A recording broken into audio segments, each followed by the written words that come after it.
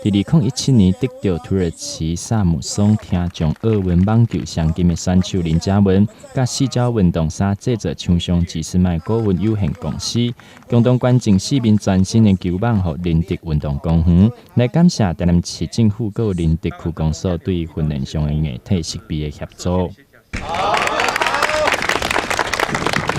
非常感谢大家拨空来参加捐赠仪式，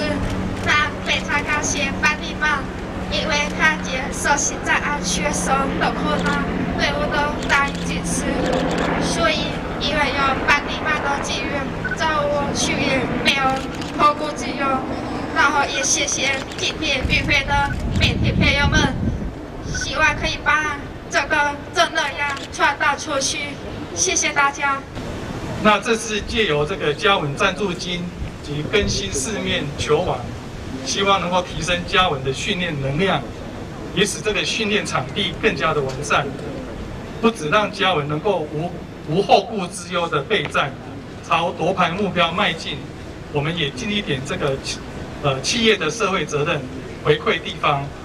台南市长会特嘛特别感谢这摆企业佮有选手的捐赠，同时嘛感谢企业佮有协会佮有教练郑伟阳长期以来对嘉文的支持佮有鼓励，并祝福伫咧剩76天的巴西听众奥运会当得到3个金牌，为嘉文佮有所有听众奥运的选手加油。我们热切的期待，在现在倒数还剩76天的时候，大家加把劲，能够一起来帮忙嘉文。也谢谢许多厂商，也谢谢我们仁德公所，能够把这个场地能够提供出来，让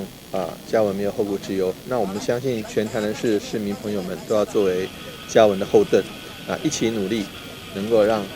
嘉文在听奥里面大放异彩，能够真正得这个夺金那不要摘银就夺金就好了那希望说大家一起努力，我相信这个部分众志成城